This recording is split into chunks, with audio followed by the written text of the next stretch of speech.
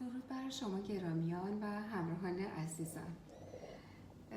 امروز با یک اسلایس در خدمتتون هستم، با آموزش یک اسلایس که در واقع ترکیباتش از این قراره. کره هستش در مواد لازممون به میزان 185 گرم.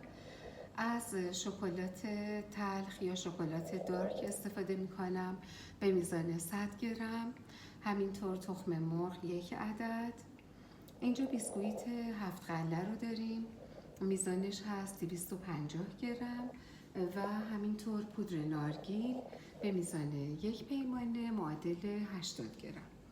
از 80 گرم هم گردو برای این شیرینی برشیمون استفاده میکنیم.